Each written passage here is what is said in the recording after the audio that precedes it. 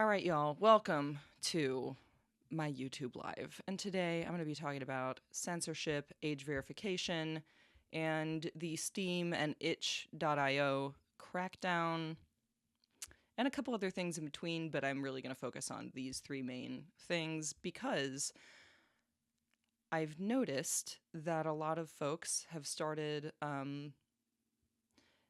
taking more seriously the threats to free speech and the level of censorship we're experiencing on the internet. It's really hard for me to not say I told you so.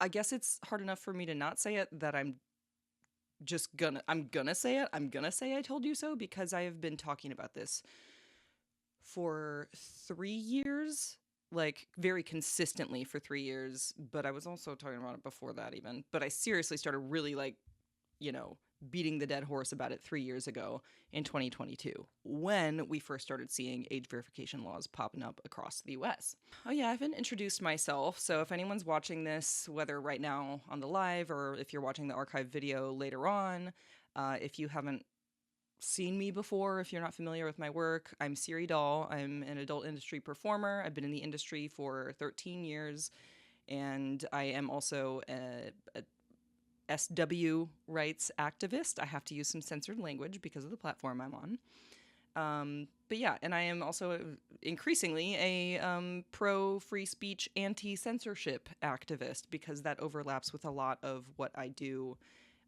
in my work defending my industry, the adult industry, and our right to make the content that we make because it's protected by the First Amendment. So, what I want to talk about today is this rising wave of censorship online, and related to that, age verification laws, which 24 states in the US have now passed. The UK just passed a sweeping age verification legislation that is already having some really nasty effects over there. Related to this, we also just recently, this past week, saw a massive purge of a bunch of different games from the platforms Steam and itch.io. I'll be talking about more of that in detail. This is just an overview of all the stuff I want to cover. A lot of what we're seeing right now with some of these not patently adult websites having issues with censorship, this is completely echoing and paralleling what adult sites have already been dealing with for years. And when I'm saying I told you so, that's kind of what I mean. People like me, people in the adult industry have been warning the rest of the entertainment industry that the censorship is not going to stop with us, because it's always been clear to us. They're out to get a whole lot of stuff. What I also want to talk about, maybe most importantly in this, because I've talked a lot already publicly about age verification and censorship and the harms of the chilling effect on free speech that these things have. But today, I actually want to dig a little more into some of the bad actors that are pushing for this kind of censorship. So I'll be getting into that, and that'll be fun, if you want to call it that. So first of all right, we're in the age of age checking on the internet. We're in the era of having to show your ID to use the internet increasingly. Of course, they started by passing age verification laws. Some of the first states in the US to pass these laws happened back in 2022. And it's been like a snowball rolling down a hill. It just gets bigger and bigger. It moves faster and faster. The more laws get passed, some of them have been challenged.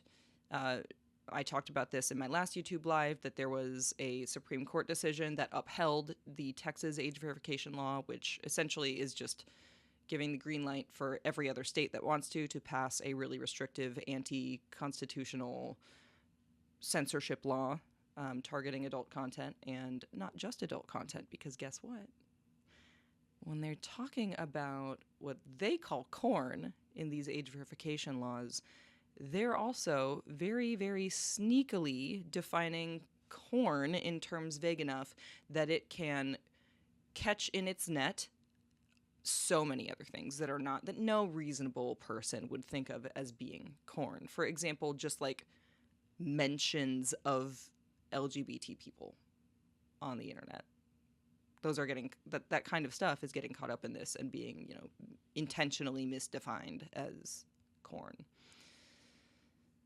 So yes, of course, corn sites were the first to face this kind of censorship coming from like age verification laws, but the model is now also spreading to other platforms. As I just said in my intro, the UK just passed a pretty sweeping law like this, and it affects a lot of sites that are not specifically adult-only websites.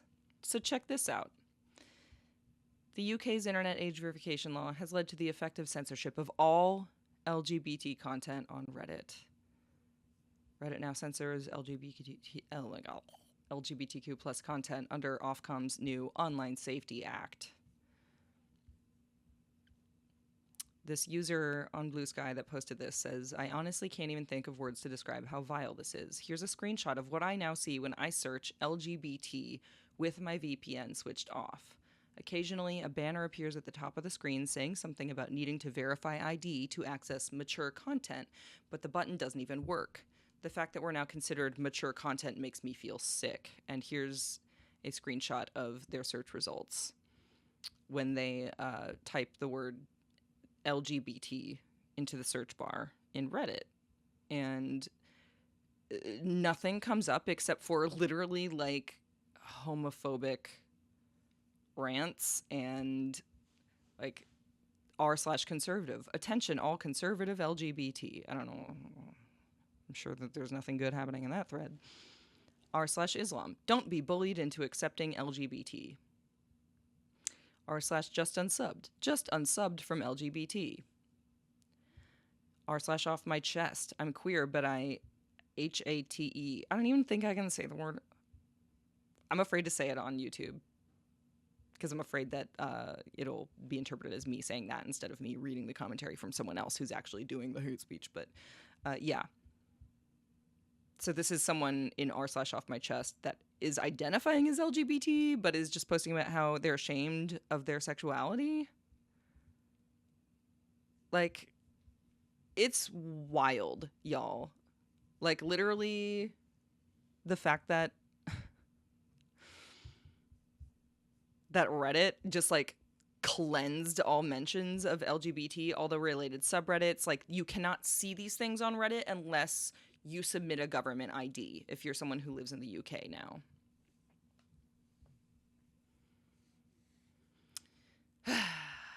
It's exhausting. So yeah, it's just, it's like, it's only been, the UK law has already been in effect for 1 day. Literally, the law went into effect yesterday, and immediately already now, like, anyone who doesn't submit an ID to reddit.com who lives in the UK cannot access any information or like meaningful resources for LGBT people, or even just like a sense of community in a subreddit that's specifically for folks who identify as LGBT. And obviously, needless to say, because this is a result of age verification stuff, then it means all teenagers in the UK cannot access this information. Because apparently it's being conflated with corn. I've also talked a lot about one of the biggest risks of age verification laws is that they force users to upload their government IDs or facial scan to basically prove that they're the age of majority or older. And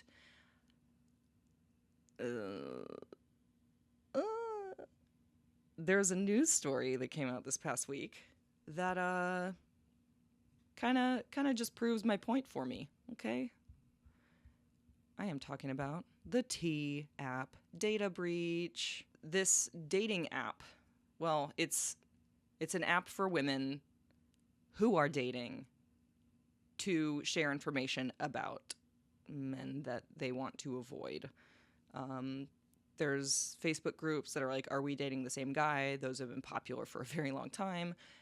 So this is kind of the same idea, but it's in an app setting, and to prove that you're, I guess, because, you know, the whole point of the app is security for women who are dating and want to avoid bad people, as reported by other women who have, had an experience with a bad dude. So when you join the app, you have to prove that you're a woman by uploading an ID. And when I say woman, that's inclusive of queer and trans women. But yeah, they have to upload an ID. They basically have to prove that they are who they say they are in order to join the app. However, now this was voluntary on the part of the T app, by the way. This is not like the app wasn't collecting ID uploads because they were forced to. They were doing that because that was part of their own vetting process that they, initiated for themselves to provide like a feeling of like safety in their community of people who use the app. So the app was hacked and user IDs and selfies were leaked to 4chan. And then that data has been used, of course, as you can imagine, to harass people who had profiles on the app. Now, the T app folks have said that it was an older data set that was the one that was hacked, the one that was unsecured. So supposedly it's only the data of people, like the accounts that existed 2 years ago, which I'm sure plenty of those people are still on there. So, but it's less data than what would pertain to their like current user base. So they have said that it's still obviously not good. And while I'm talking about age verification, I want to talk about this as an example of what a fun time we can all look forward to. Because yeah, you know what? These 4chan bros are like doing a happy dance over getting the data of women that like want to avoid bad men on dating apps, and their data getting leaked and them getting doxxed. And of course the 4chan bros are like super thrilled about this. But I don't know that those 4chan bros realize that their asses are going to get got too. Because this kind of data breach will become very, very common once we have a situation where many, many more websites, and not just adult websites, but websites that everyone uses, are requiring ID for users to access anything on the website. So the 4chan post that initially like revealed the leak included photos of 4 women's driver's licenses that the 4chan user said they redacted, but comments in that 4chan thread indicated that many more photos of T users have been exposed, with one person claiming they've downloaded thousands. And here's a screenshot of someone posting, "I've downloaded 3,000, but now it seems it's being rate limited. Oh no, I can't get more people's personal information. Womp womp." Just unredacted driver's license photos of thousands and thousands of women who were using this app specifically to protect themselves from abusive and like bad men while dating. It's sad.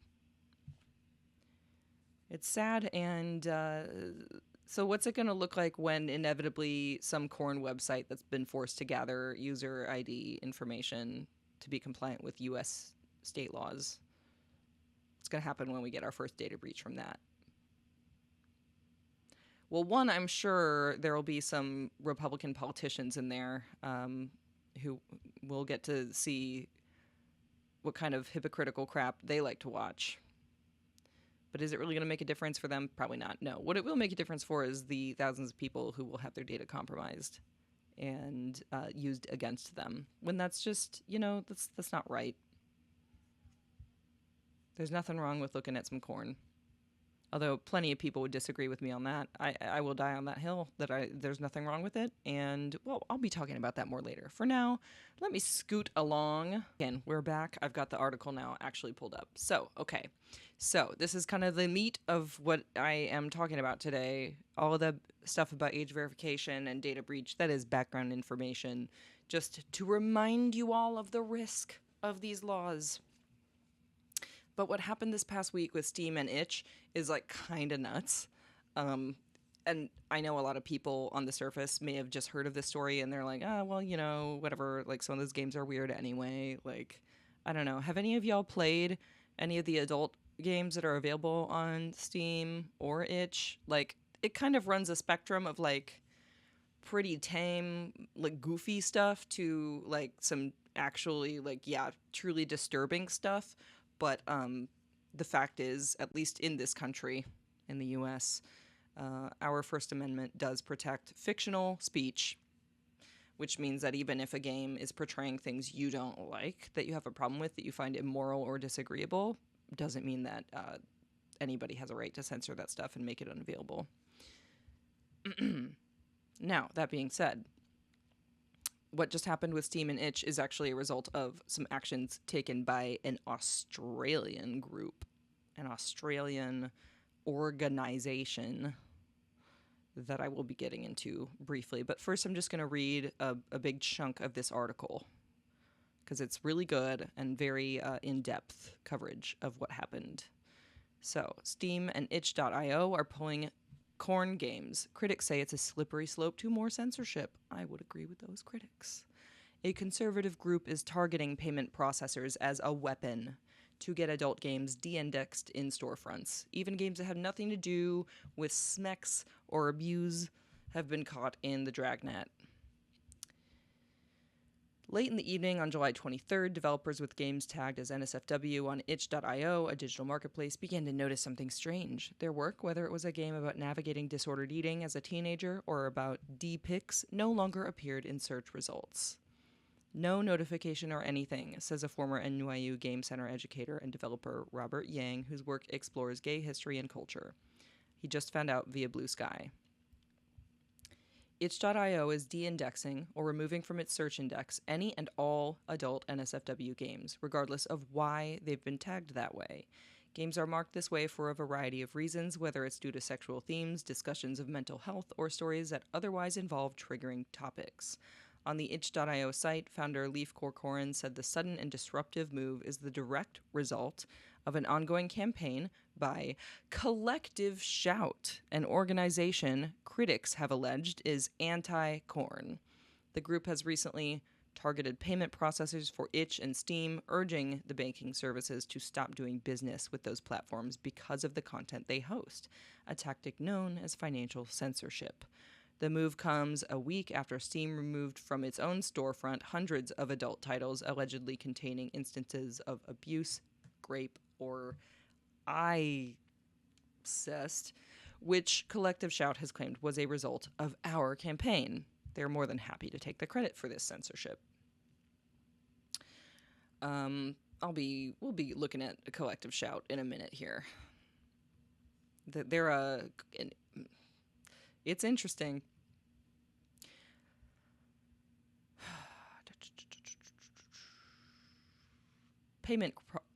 Wow, that was hard to say that.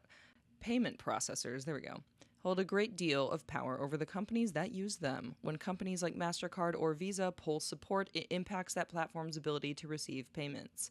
Conservative groups sometimes use these financial institutions to put pressure on companies to change their services. Insiders in the adult entertainment industry, which has seen similar campaigns lobbied against platforms like Pornhub and OnlyFans, call these tactics a form of censorship that can hurt, not help, vulnerable creators. Itch's mass removals, which are being enforced on a widespread scale with apparently little consideration of context, have already affected some developers who are queer, female, or people of color, even for award-winning projects.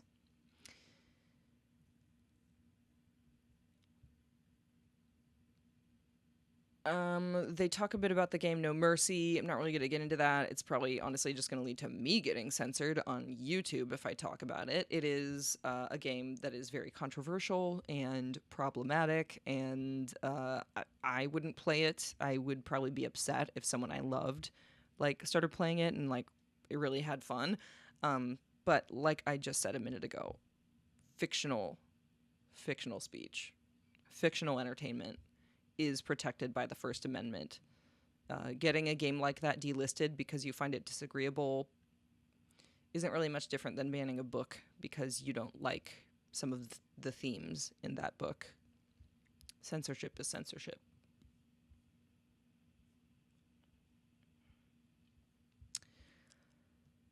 Roper, And I missed who that is because I skipped the last paragraph. Who fucking Roper? Oh, that. Yeah, actually, I do know her name. Caitlin Roper, who is the campaigns manager for Collective Shout, this Australian organization that is taking all of the credit for this delisting of games. Roper claims that Collective Shout found almost 500 games tagged with grape or incest, some of which included extreme torture and abuse of women. Roper did not answer questions about the methodology behind the group's investigation into games which should be deemed problematic. Given Steam had not responded at any point, we wrote an open letter to payment processors asking them to stop processing payments on gaming platforms which host the kind of games that they are campaigning against. So they published this open letter on July 11th under the title Open Letter to Payment Processors Profiting from Abuse-Related Games on Steam. The post called out executives by name from MasterCard, Visa, PaySafe Limited, Discover, and Japan Credit Bureau. Roper says that Collective Shout has had no communication with payment processors outside of our supporters sending them emails and our open letter. Then she says, we issued a media release about our open letter, leading to a number of journalists contacting different payment processors for comment. Days later, Roper says that Collective Action became aware of the new rule on Steam and that Steam was removing games tagged with these NSFW tags.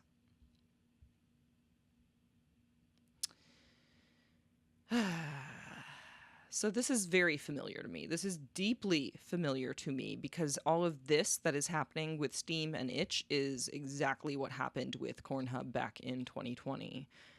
It is, except, in our case, in the adult industry's case, it was a different nonprofit organization that was the one doing the back-end dealing with Visa and MasterCard in the effort to get certain websites censored. And that organization in our case was Exodus Cry, which is still around. It is a evangelical Christian organization with ties to a, frankly, unhinged, mega church, evangelical, church in Kansas City.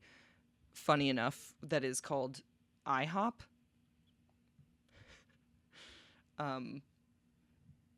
I actually can't remember what it stands for. It might literally be International House of Prayer.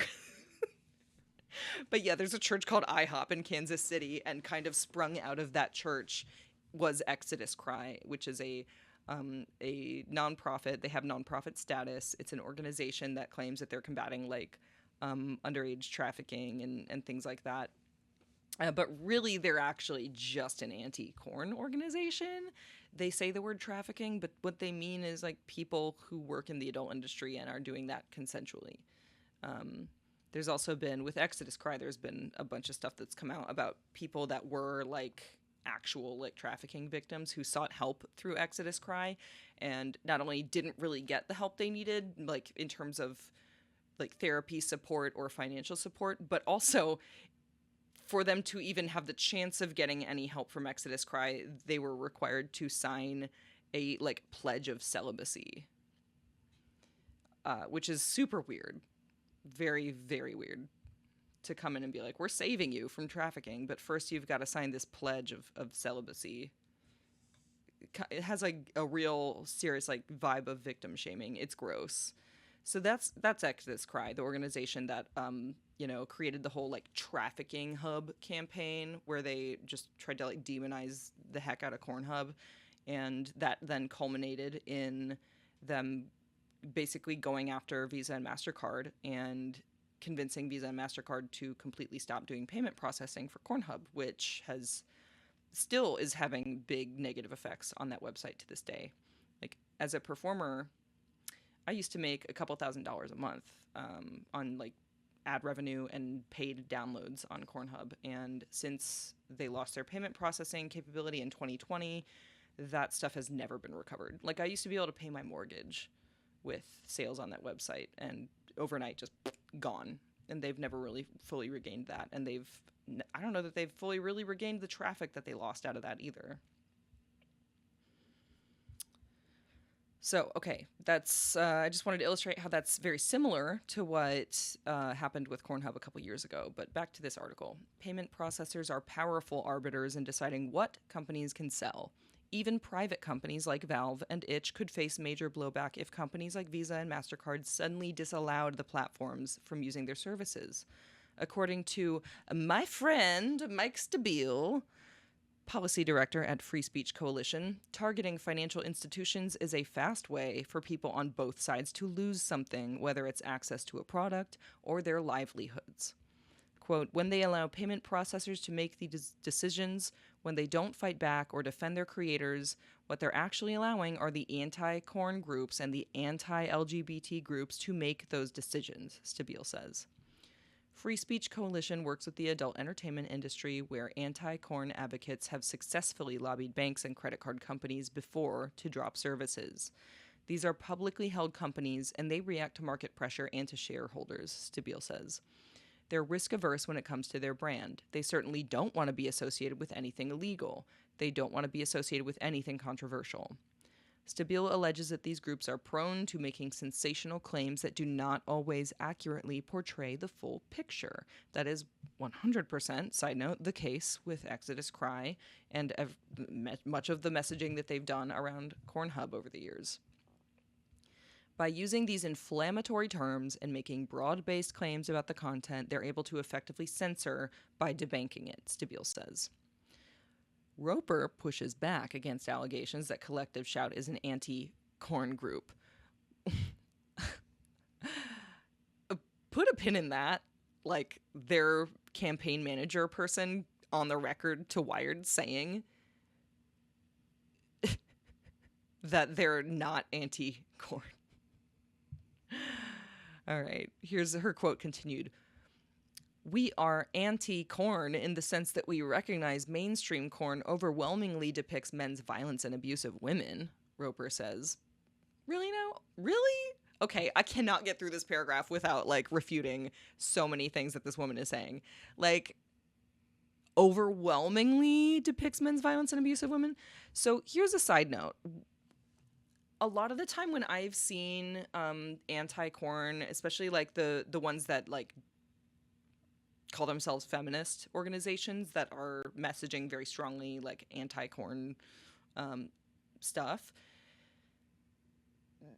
they really take a lot of liberties with what they mean when they're talking about, like, oh, all corn is depicting, like, extreme acts of violence against women. They're talking about, like, choking in a scene, like, hand around the neck kind of thing. To them, this in a scene is an example of a woman being abused, and they're assuming that it's, like, non-consensual, which is kind of crazy because it, like, look, if you know anything, who doesn't like a little choking? Come on, Jesus Christ, these people, they're no fun. They're so angry and they're no fun. So Miss Roper continues to say, Collective Shout is not looking to ban any instances of explicit or adult content, and we did not do that here. That's straight up a lie. Roper says that claims of freedom of speech violations are being used as a defense of misogyny and male violence against women. All right. Here's this next section. Many games caught in Itch's current examination do not feature sexualized torture or abuse. That includes titles like the award-winning Consume Me, a game about a teenager navigating her relationship with her body and diet culture. So that game's been censored. That's about healing from an eating disorder. Messed up. So developers Jenny Jiao, Hsia, I'm probably saying that very wrong, and AP Thompson say that although they expect their game will be reinstated, it's completely unacceptable that payment processors are conducting censorship by fiat and systematically locking adult content creators out of platforms like Itch, where they can be fairly compensated for their work. Yes. Those same developers said they believe Collective Shout's mission to protect women and girls is doing the opposite. The protection of women and girls has to be the go-to excuse of every anti-corn, anti-SW, and anti-LGBTQ organization going back decades. Consume Me's developers, right? Their actions here mainly serve to cut off income streams for adult content creators, many of them women. This echoes everything that I've been saying about the censorship attempts with the adult industry. Because if you just take what I was talking about with Pornhub losing their payment processing and all the people that were making good money, like I said, I used to be able to pay my mortgage every month just with the money that I got from Pornhub sales back when you could like sell videos on there. Like, I'm a woman. I'm a woman. I'm a girl. So these organizations say they want to help women and protect women, but I'm like, no, you didn't. You did the opposite. You took away my ability to pay my mortgage with this service that I was selling things on. They don't care. Because what they really mean when they say they want to protect women and girls is that they want to protect the women and girls that whose politics and points of view they agree with. If you don't feel the same way they do, if you are not anti-corn the way that they are, then they do not care and they do not want to protect you.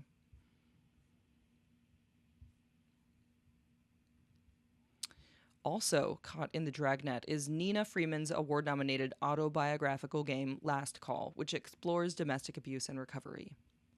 The payment processor delisting hit Last Call, my game about surviving domestic violence, wrote Freeman on Blue Sky. It doesn't have any SMEC stuff or NSFW images, so I guess it must have had some other qualifying tag. I wish Itch had some better leverage against these assholes because this whole situation sucks so much.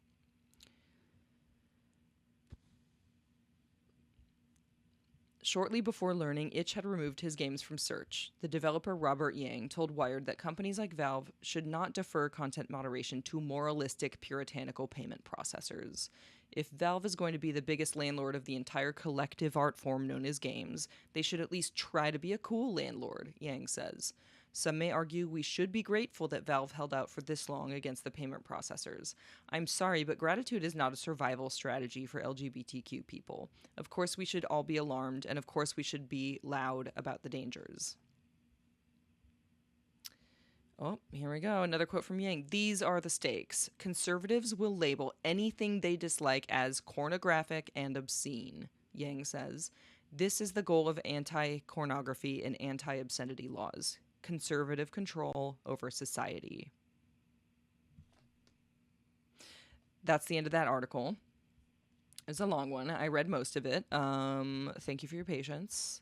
But I felt that it was important to share some of the specifics around the games that did get delisted from Steam and Itch, because as you can see in the couple examples given in that article, the majority of, well, not the majority, because it's like over 500 games. So, but there's clearly a lot of content that is not, like, definitively is not pornographic or, you know, problematic in any way that Collective Shout has been trying to say that these games are. And these games are getting swept up in the censorship because it looks like they basically just delisted every game on the platform that has an NSFW tag.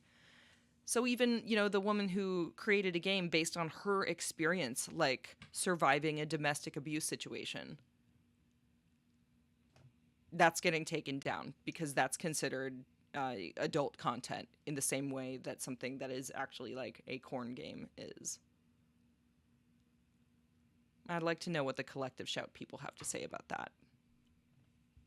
Or, you know, I don't know, maybe they don't really care about women healing from domestic abuse because maybe that's not their main goal. Maybe their main goal is to censor content they don't agree with by labeling it as corn and then putting pressure on payment processors to get it censored. Okay, another article, because I just have so many articles. This one's actually really interesting, though. So this one digs into Collective Shout. This group, by the way, this is also kind of nuts. So the Anna Valens, the author of this piece for Vice, all the articles she wrote, all the coverage she did of this whole thing with like Steam, Itch, and Collective Shout. She wrote 2 articles, and they just like got deleted from Vice. She was skeeting about it earlier today. Fortunately, there are links provided from the Internet Archive, so I can actually still get the articles and read them. But a little sus that amidst all this controversy, this writer for Vice wrote this article, and then Vice was like, yeah, never mind, we'll delete it from the server. Well, you're also going to get timed out for a much longer time than the last one. So, all right, back to this article. This group takes responsibility for Steam's payment processor censorship policies. They just implied pervert nerds cause society's problems. Oh boy. All right, let's dive into this one. This is Anna Valens writing for Vice. Yesterday, I discussed Steam's new payment processor policies impacting artistic expression on Valve's storefront. According to guidelines published by Valve on the company's Steamworks documentation page, Steam warns against publishing content that may violate the rules and standards set forth by Steam's payment processors. While vague, Valve has suggested the violating content applies to certain kinds of adult-only content. Games featuring sexual themes around incest were removed from Steam recently. Adult content creators, gamers, and concerned bystanders originally claimed the responsible party was a little-known anti-porn organization named Collective Shout. Now, the group is claiming responsibility for Steam's new payment processor policies, with its co-founder calling impacted gamers corn-sick and brain-rotted. In one case, the organization even retweeted a notoriously anti-trans feminist who declared that, quote, pervert nerds are responsible for most of society's ills.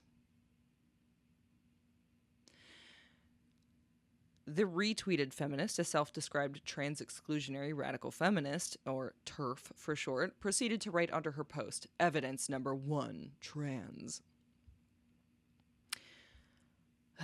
Since we launched our campaign calling on payment processors to stop facilitating payments for sexual torture, and it's really hard to read these terms repeatedly and use algo speak. I'm so sorry. I'm just like have to skirt over them because my stream could get in trouble if I actually say them out loud. But yeah. Since we launched our campaign calling on payment processors to stop facilitating payments for blah, blah, blah, blah themed games on Steam, they have added a new rule to their policies and removed hundreds of these games, Collective Shout tweeted early this morning. We counted almost 500 games tagged with R and I on Monday, and at our last count, there are 82 left. We want them all gone. Here's a screenshot of that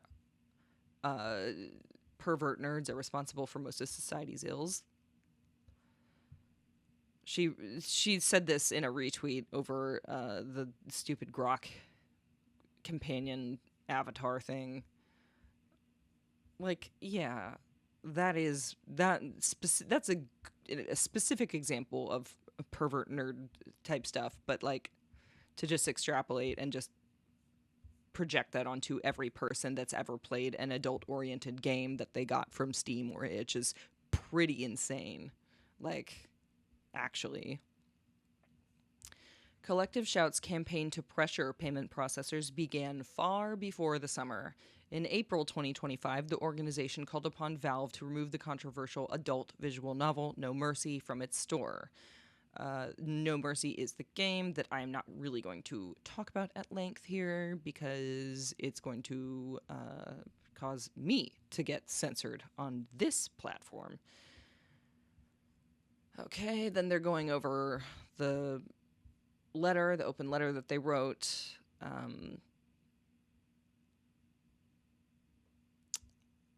Yeah. Oh, here's, yeah.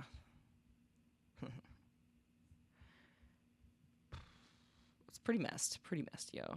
Without further proof from Collective Shout on the supposed games in question, it's hard to say whether child or childlike characters existed in any games targeted by the organization. So Collective Shout was claiming that some of the 500 games that were targeted for removal were, classed as offensive and marked for removal because they featured some sort of child abuse situation. However, what Anna Valens is saying in this article is that that's not really provable, and like because Steam's already had really strict rules about that kind of content for a while, and that what is more likely is that it well, let me just read exactly her words here from the article. Without further proof from Collective Shout on the supposed games in question, it's hard to say whether child or childlike characters existed in any of the games targeted by the organization. It's certainly plausible that Collective Shout is disingenuously describing adult anime characters in adult video games as underage. In 2020, creators warned Patreon was banning adult anime artists based off reductive classifications for deeming adult-appearing anime characters as underage. Again, it remains unclear if similar values and perspectives are at play with Collective Shout. Nonetheless, gamers do have much to fear with Collective Shout, given the organization is set to call on the removal of 82 more games. It's unclear if the group will stop pressuring payment processors if it accomplishes its goals, or whether the organization will continue to police content available on video game storefronts. Given the organization has also called on Elon Musk to ban NSFW content from Twitter altogether, it's likely the group will continue to push for further censorship of adult material, emboldened by its Steam victory. So, yeah, I'm kind of riding on the side of, like, there probably wasn't actually that much problematic content featuring children in the games that were removed, and they're more like just saying that it was children, but it was actually just, like, you know, anime characters that stupid people see anime and they're just like, it's a kid, even though it could be very clear in the storyline of that game that it is in fact an adult woman. Ace, that is a good point that you made in the chat. Ace said, my issue is if Steam decided to ban all these games, that's fine. IMO, it's a private company, it can do it at once. My issue is payment processors forcing them to remove games. Yes, I agree. Like, yeah, a private company, like, they get to make their own rules for what they allow in terms of content. And I think that's what makes this so much more disappointing is, like, both of these platforms have historically allowed games to be uploaded within their own guidelines that they created. And now they're having pressure put on them by a third party. Like, yeah, they didn't have a choice, ultimately, really. It's like, this is exactly what happened with Cornhub back in 2020, is like the payment processor says, you lose all of your ability to take payments online unless you comply with what we want you to do. And it's real weird. It's not that I would ever like want to defend capitalism, but yeah, this is a particularly like weird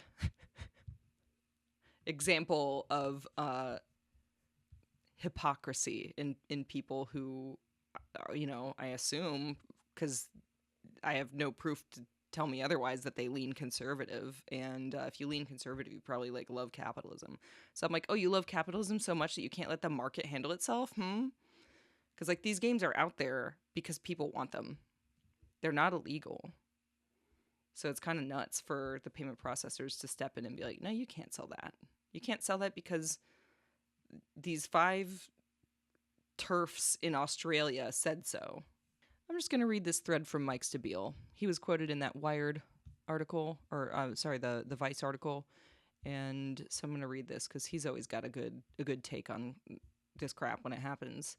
Mike Stabile says on Blue Sky, anti-corn groups said they were only going after games with violence against women, but what got censored? Award-winning games about disordered eating, LGBTQ plus games, and anything flagged NSFW. Anti-corn groups. We're keeping women safe from violence. Payment processors. We hear you loud and clear. We've banned this game about domestic abuse and recovery.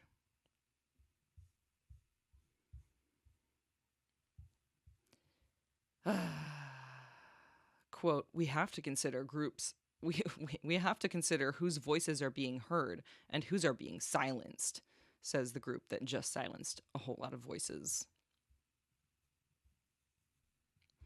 And this is just an isolated quote from that same article where Roper, the lady from Collective Shout, says, "I don't think men's speech should trump the rights of women and girls.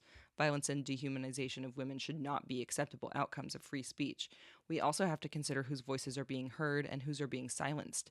Does free speech apply to women? To survivors of R and sexual assault? Do we have a right to object to speech that promotes and normalizes violence against us?"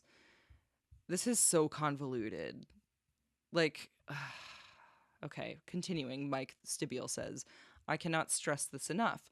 When you pressure credit cards with wide-eyed claims about abuse and violence, even when it's fictional, they react without regard to who actually gets hurt or what actually gets censored. Over and over, it's the most marginalized that get caught in the dragnet." Oh, here's a fun one. Okay, we're at this point now because next on my outline is to talk about Collective Shout. I want to dig into them. I want to dig into that organization because it's kind of crazy. "It may not surprise you that Collective Shout, the anti-corn organization behind this, is comprised of faith-based, pro-life, anti-trafficking, quote-unquote, feminists, quote-unquote," I would put feminists in scare quotes for sure, "who have also fought to ban Honey Burdette, 50 Shades, Tyler the Creator, Snoop Dogg, and Grand Theft Auto."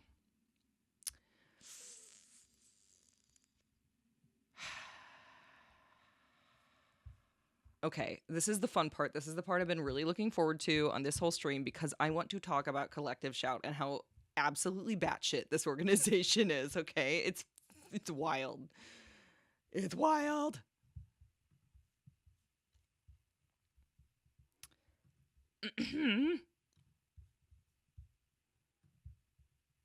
Here's Collective Shout's TikTok page. Okay. I'm also going to go ahead and I'm going to open their wait, their actual website. Why do I need to verify I'm human? They must get a lot of spam people going to their website to bother them. Wonder why. So let's go to their Our Team page. Okay, we're at the website for Collective Shout, this organization that just single-handedly got all these games removed. On their Our Team page, they've got 1, 2, 3, 4, 5, 6 women that are running this charity. Yeah.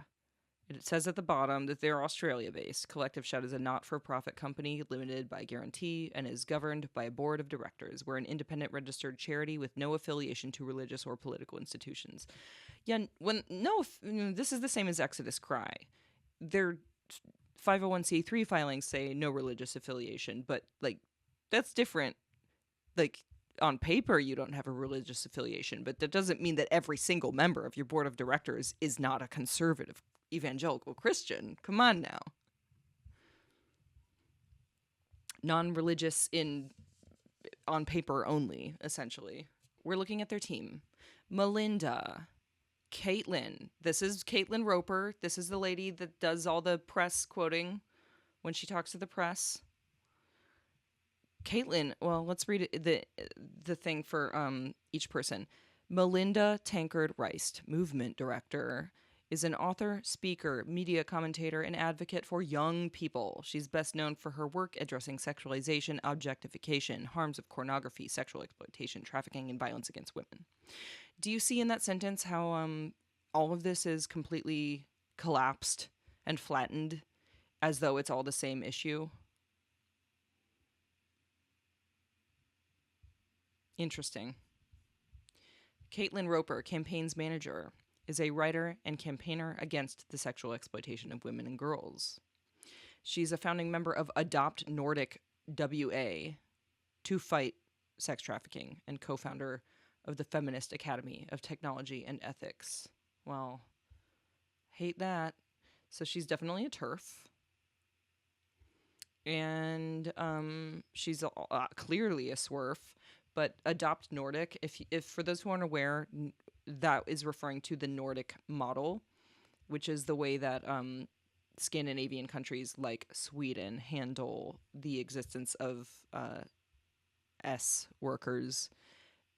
So the Nordic model is where they criminalize the client end of the transaction for SWs, meaning, if you're doing like escorting type work, you as the worker doing that, selling your service, not criminalized, but the person who would pay you money for your service, the person who would buy it, the guy in the scenario, usually a guy, we don't need to gender it, but just I'm trying to say it so people who maybe English isn't their first language can follow a little better, because obviously I have to use very censored language. But yeah, the Nordic model is essentially just buying is criminalized, selling is not. Effectively, it still causes just as much harm as regular criminalization, where all of it is illegal. Buffering? Am I still buffering? I don't feel like I'm buffering.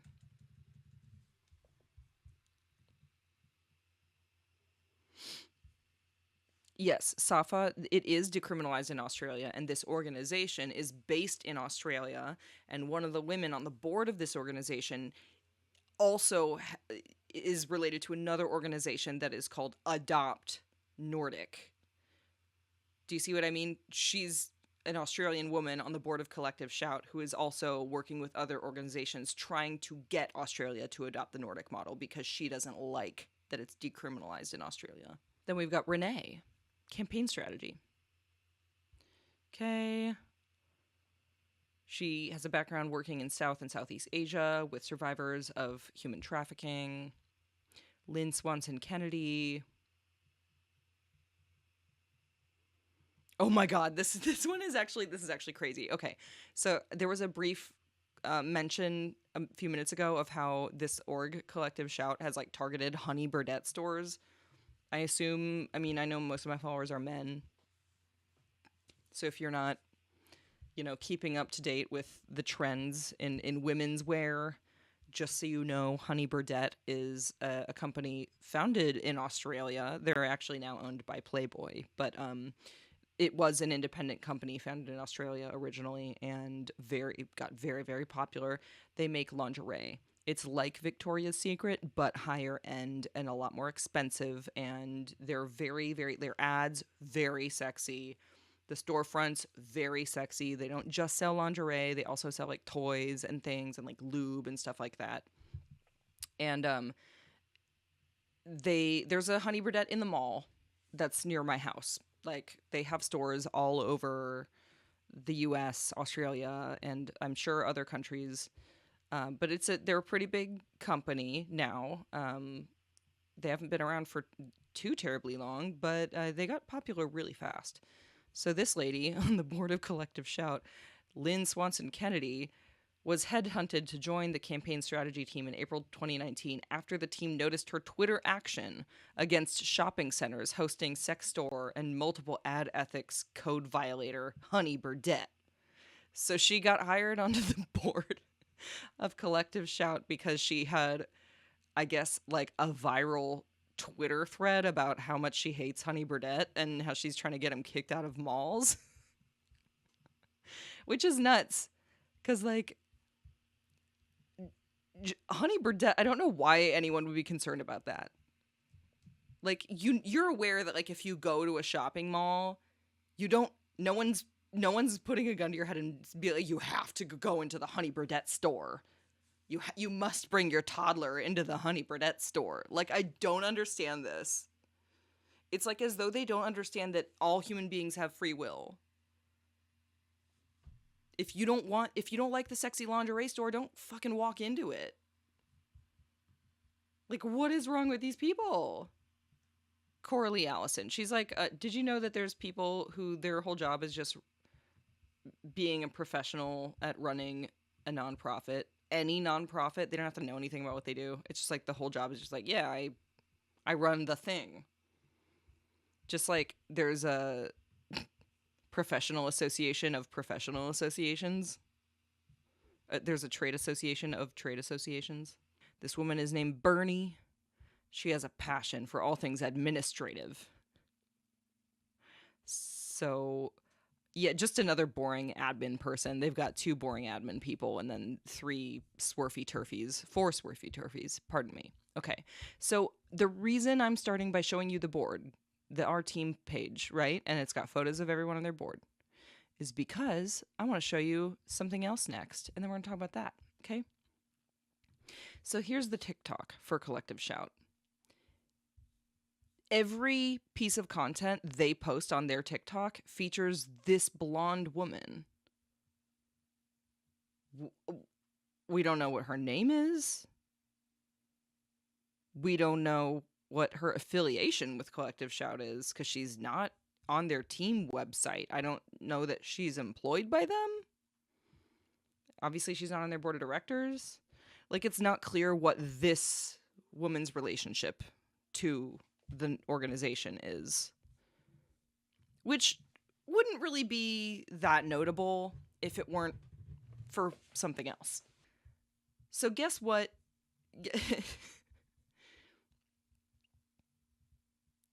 So yeah, Collective Shout is posting stuff like this on TikTok. They're just hating on the Bop House, which is, they're not the first and they won't be the last. There's plenty of hating on the Bop House happening. Honestly, it's like a lot of the content on their TikTok is just hating on the Bop House, which is, I think, kind of funny. It's like, where's the meaningful protection and the meaningful work that helps women and girls have better lives? Where's that?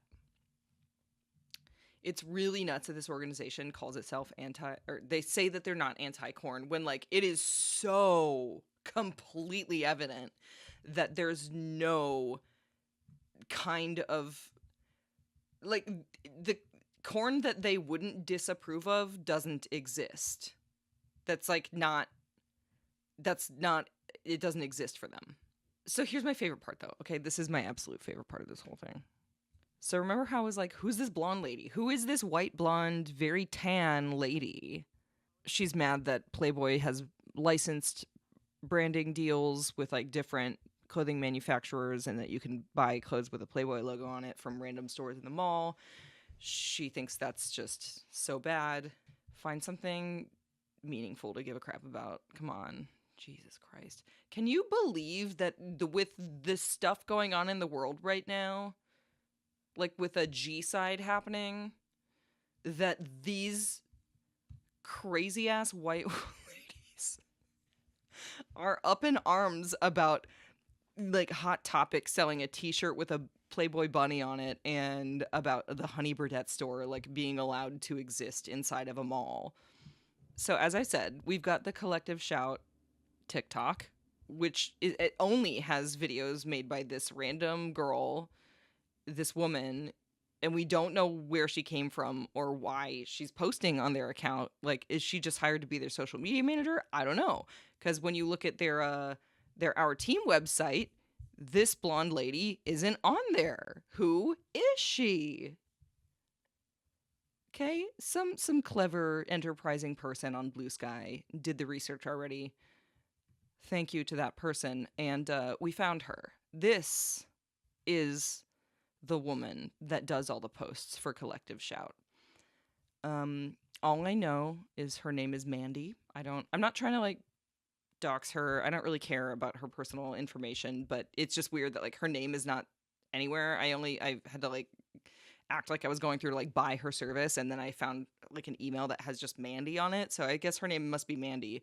But she's known on TikTok and under her own business that she runs is WTF Do I Do Now Coaching. Leave his cheating and corn use. Okay. So what's this?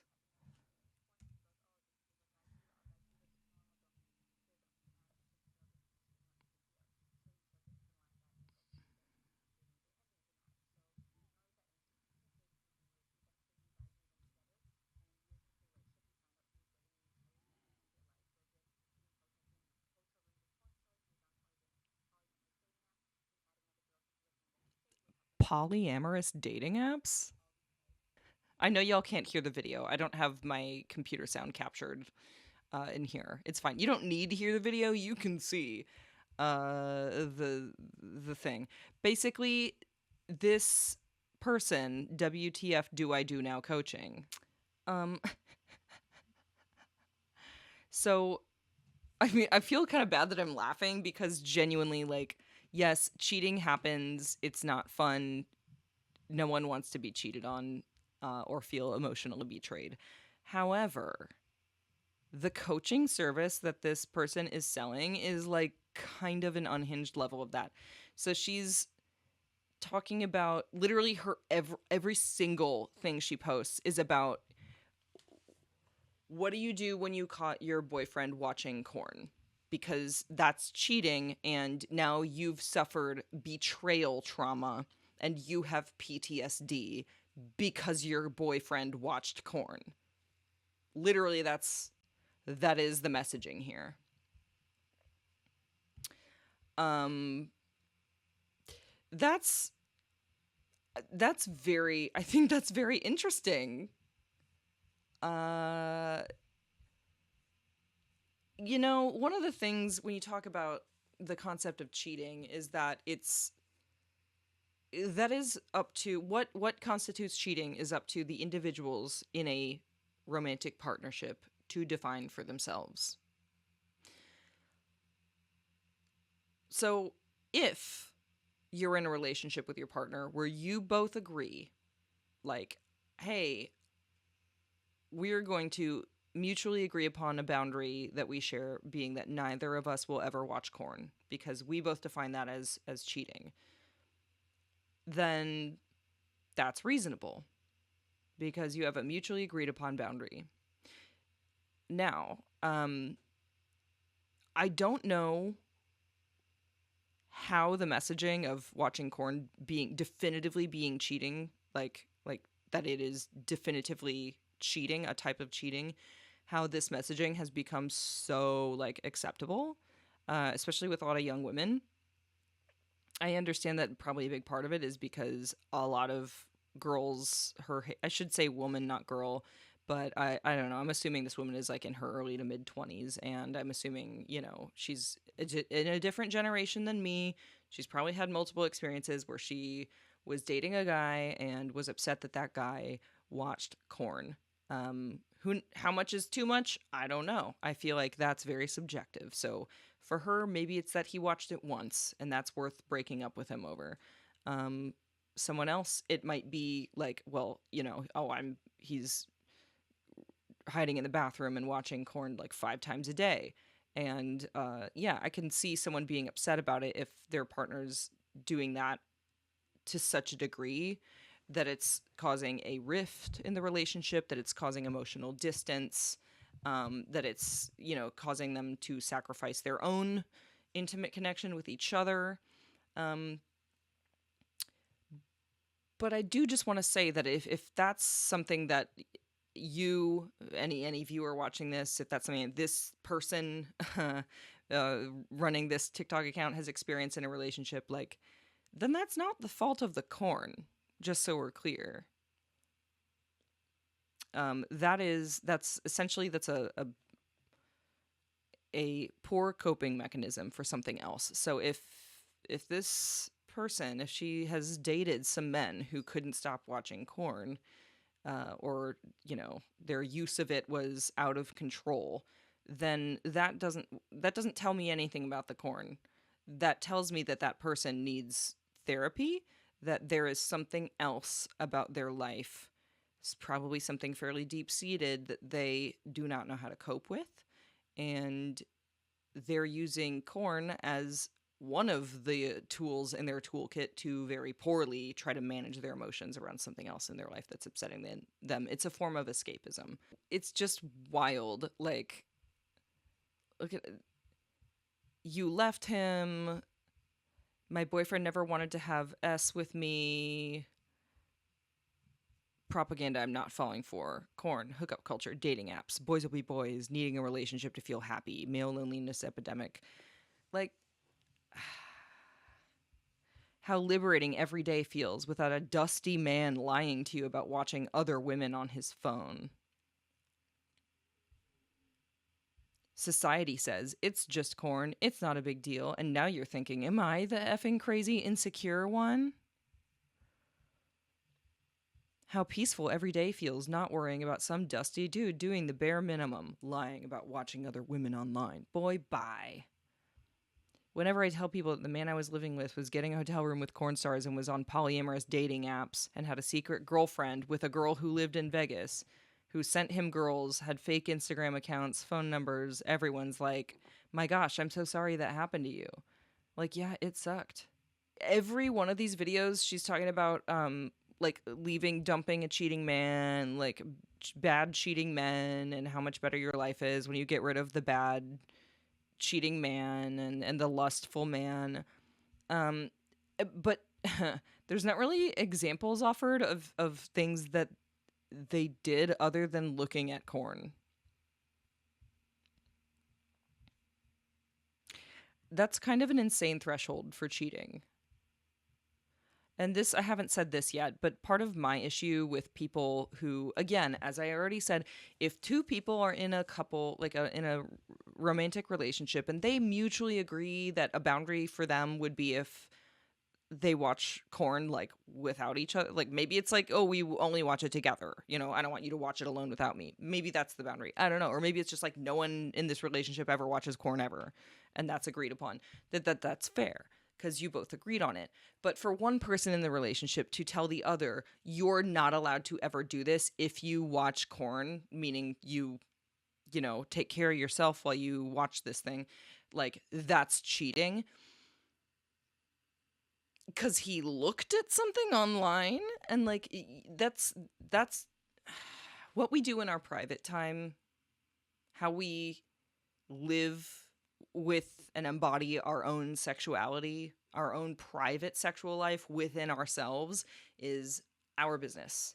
Like, what I do to satisfy myself in my personal time is my business and mine only. And if I had a partner who told me, who said my boundary is that you're not allowed to do this with your body in your own private time because you're betraying me if you do that. That's actually, you know, that's not a boundary.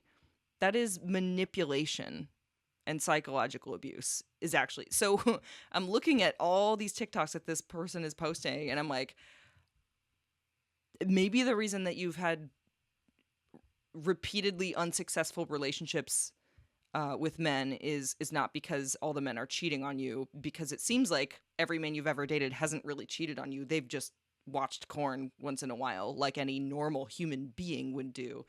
And you're actually the manipulative and potentially maybe a little bit emotionally abusive person, because you're acting like your boundaries are being violated, but your boundaries can't be an imposed limitation on what someone else is allowed to do with their own body. And you call yourself a feminist? And this is the crap you're doing? Feminism is about bodily autonomy for everyone, including men in relationships who would like enjoy the freedom to jork it once in a while.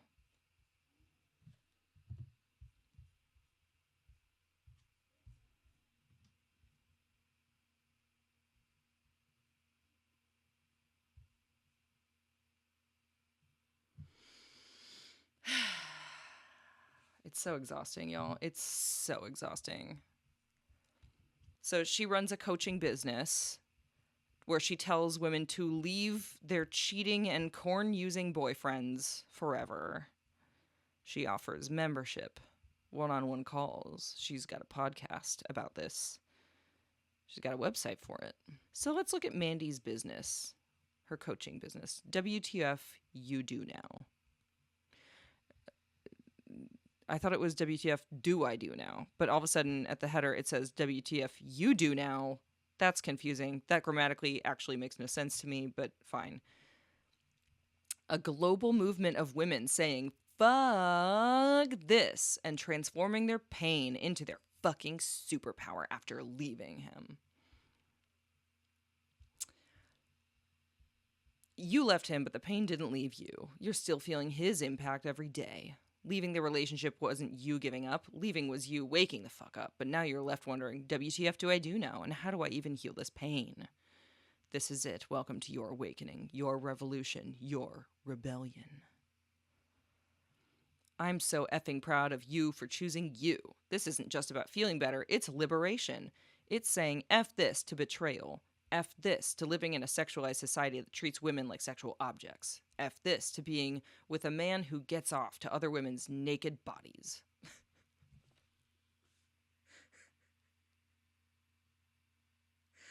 Oh my god, the weaponized therapy speak is like, I think my head's gonna explode. Yep, sign me up.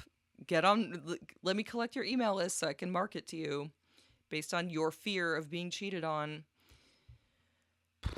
Your friends, family, and therapist who haven't experienced betrayal want to help, but they don't really get it. Maybe because they're reasonable and you're not. Maybe that's why they don't get it. They don't understand what it feels like to be in your brain. Wondering if the relationship was a lie and if he ever really loved you. Researching betrayal, corn, infidelity, attachment styles, narcissism to try to understand why he did it. Looking at couples, wondering, is he hiding a secret life too?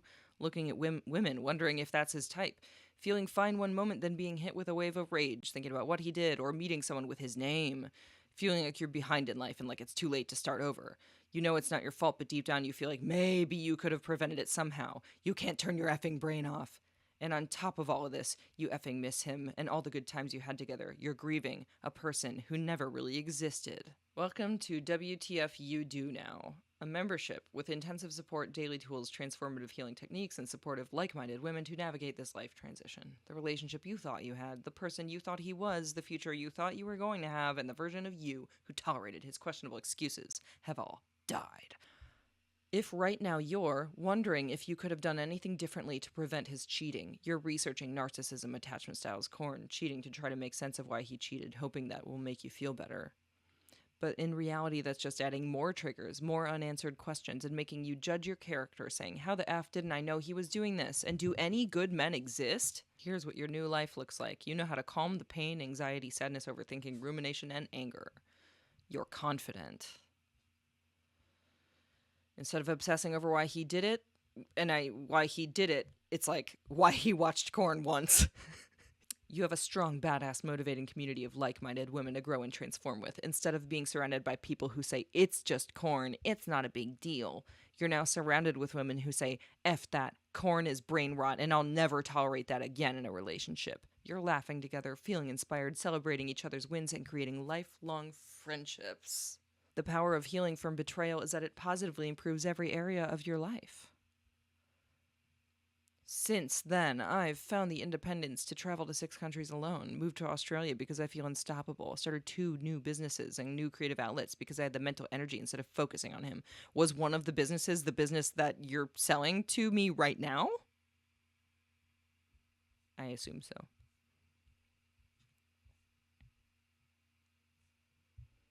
So what do you get for this? Where's the price? How much does it cost? What if I actually want to sign up? Oh, here we go. Okay, so it starts at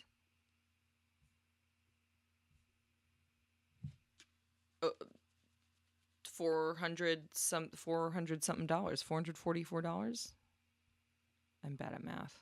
111 times 4. So not cheap.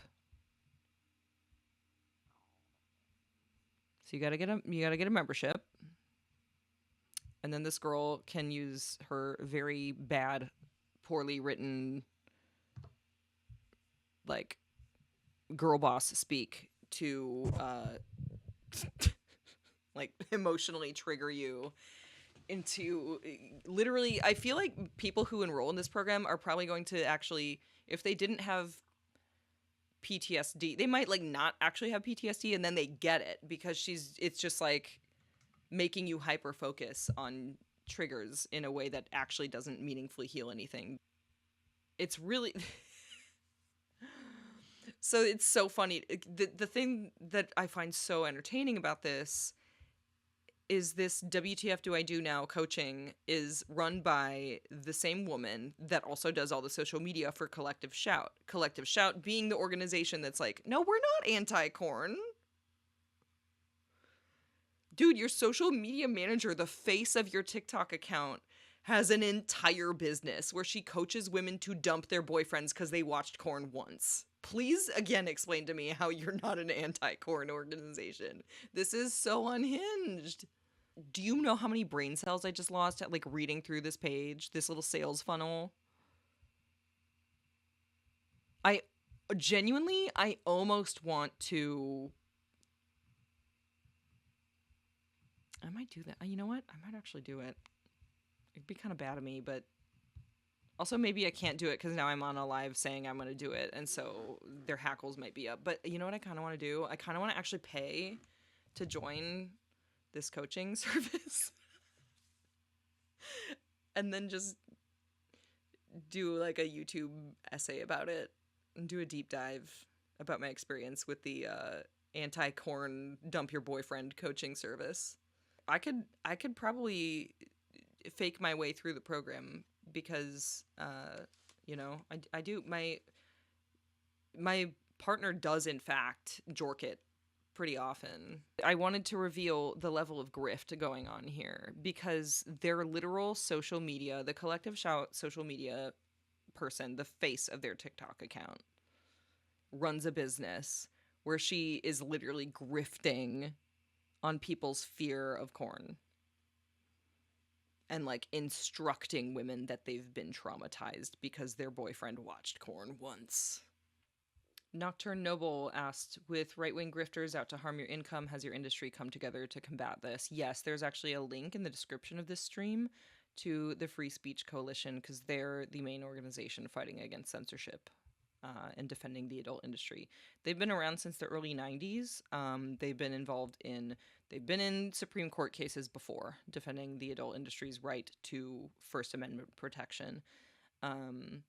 So they do really important work. They're not a big organization, truly. They have like a really, really small, it's like a very bare bones staff. Almost pretty much all of their funding comes from support of people in the industry. Like I'm a member, individual creators are members. I would love to see every single individual creator in the adult industry being a member of FSC, but unfortunately, there's still a lot of people in our industry that don't even know what FSC is and are not members, which is crazy because some of these people make millions of dollars a month and can't be bothered to spend $25 to join the trade association that defends their legal right to make those millions of dollars a month. So, there's some hypocrites in the industry for sure.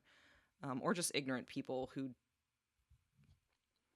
look, if it's really hard to deal with the ignorant aspect of some of the folks in the industry who don't pay attention to what's going on. Like, I do my best to try to educate people and share resources and talk about what I know.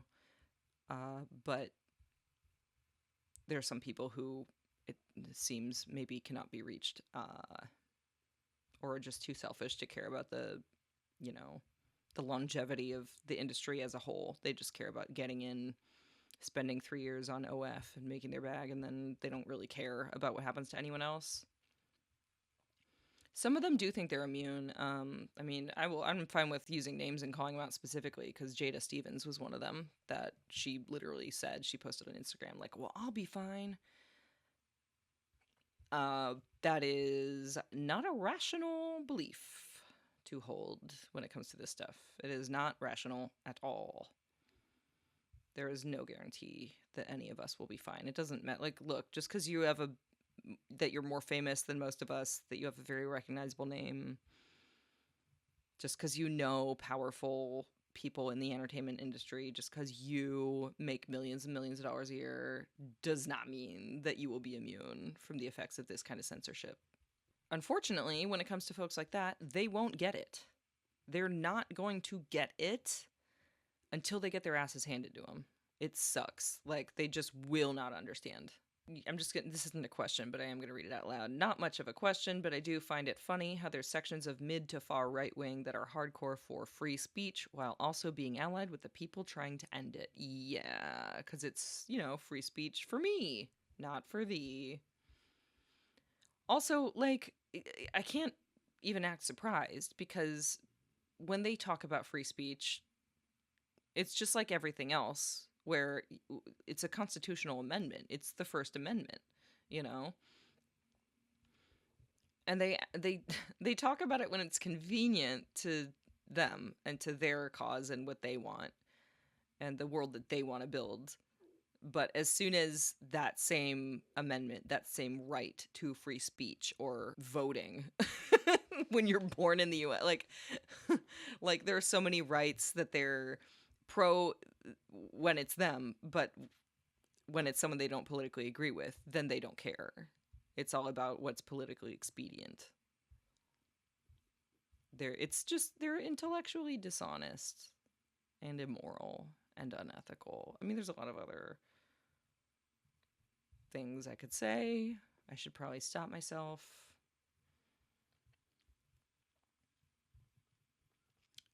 Am I friends with those in the industry that don't share my views and values, or is it too core to be able to get past? I mean, I don't have to agree with everyone on everything to be friends, but that being said, um, especially when it comes to like political values in this industry, which is, full of very marginalized people, generally speaking, the folks that are like that lean really conservative who are also in the adult industry, I'm not a fan of anyway. Like as in their personalities are bad. Like I'm not going to be friends with them and it's not actually about their political values. It's about like they're not nice people generally speaking. There's like a true lack of empathy or care for those around them and I don't like that for me is the main thing is I don't really tolerate people like that. Question beyond platforming you and donating to FSC, is there anything else corn consumers can do to combat fascism against the industry? Talking about it, dude. Like literally talk to people about what's happening. Talk to people about censorship and why it's harmful. We wouldn't I truly believe that we wouldn't be in this situation, or it would at least be far less harmful and not progressing so quickly if as a culture we were like more willing to acknowledge corn as a valid form of entertainment and capable of having like reasonable healthy conversations around it. A big part of this issue, a big part of why this freakazoid down here, a big part of this whole thing, a coaching service that's telling women they've been suffering from betrayal trauma and they need to dump their boyfriend because he looked at corn once. A big part of why we have all that is because sex in general is so stigmatized in the US. I know, like, every country is different. I've only ever lived in the US, so I can only really talk about my experience here. But it's so stigmatized, and corn is so stigmatized, and really, like, we're in a moral panic about it. And if people were just honest, like, part of what's so it's darkly funny to me about this is we have this crazy anti-corn backlash. We have all this censorship. We have all this stigma and this moral panic surrounding the existence of corn online and the amount of people who like consume it. And we have pseudo intellectuals trying to pitch corn addiction as a theory as though it's like a real thing that exists, when in fact the American Psychological Association and plenty of other medical associations have over and over debunked corn addiction theory. Like it's not addictive in the way that like it's a substance or something else would be. It's just that's just not a thing. It's just people using it as a poor coping mechanism because they actually just need fucking therapy and they won't go. But that's beside, that's a whole other rabbit hole I don't need to dive into. If people just would talk about this, then we would not be in this horrific timeline. One more question. This is the last one of the night. Okay, and then I'll answer your question, Ace, because that's a question that I should be talking about it anyway. As someone in a Democratic-controlled state, would you recommend I mail my state senators about this regardless, or just wait until it's closer to elections? Definitely call them up, talk to them about it. I don't know what state you're in, but if chances are you're likely to be in a state that already has an age verification law that's in effect, because about half the country has age verification laws that have been passed, and most of them by now are also in effect and being enforced. The more you bother your representatives about it, the more likely they'll be to think about it more. You know, I mean, a big part of why these laws get passed is because there hasn't really been meaningful opposition at the state level to a lot of them. Like, obviously, Free Speech Coalition does a great job of defending our industry. They do the best job they can with the funding that they have and the human resources that they have, but they can't be fighting these laws in every single state that passes them. They have to do it very strategically, and that is why they fought really hard against Texas's age verification law. So hard that they got all the way up to the Supreme Court, and then Supreme Court just shat all over that and ruled in favor of Texas, even though it was blatantly unconstitutional, because our Supreme Court is an invalid institution that has been captured by political operatives. Okay, the last question from my beautiful moderator, Ace. Will the Corn Telethon be streamed on Kick as well as YouTube and Twitch? Nope, we're doing only YouTube and Twitch. I ain't kicking no more. I just can't with the people who own that platform. I can't. So the last thing I'm just going to say is, if you haven't yet, please click the thumbs up on this stream. Just give it a little like. It's really good for the algorithm. And the very last thing I'll say, this is also in the description of this video, is Corn Telethon is happening again. It will be on September 4th, this coming September 4th. That is like 6 weeks away. That is going to come up really fast. And if you didn't watch the one from last year, the entire live stream video is available on my channel here. It is 12 hours, so I don't know if you really want to just go sit through the whole thing. But Corn Telethon is a fundraising live stream variety show that I do and co-produce with my friend Alex Steed. We raise funds for SW Mutual Aid Funds, and we do a 12-hour non-stop block of entertainment. We will have musical guests, like live music. We'll have comedians, writers, celebrities, nerds, some relatively famous folks we're friends with. And we guilt them into coming onto the Corn Telethon. Actually, there's not too much guilting. We're a fun group. It's a fun thing, so people are, like, willing to come. No pun intended. But, yes, it will be a very fun event, and please don't forget about Corn Telethon. Please plan to watch at least a part of it. We really want to get as many viewers as we can for this one. It's very important that we get as many viewers as we can. I should have preloaded this into OBS so I could show you guys, but let me just show you right now, if you can see it on my phone screen. I'm on a billboard in Hollywood. Damn, that will not focus on that, will it? Oh, there we go. We got it. That's a billboard for Corn Telethon that just went up a couple days ago. If you live in LA, you can drive by it and see it for yourself. It's on the intersection at Virgil and Fountain Avenue in Los Feliz. Yeah, until we meet again on the internet, have a good night. Enjoy the rest of your weekend. And fuck censorship. I'm tired of it. Bye.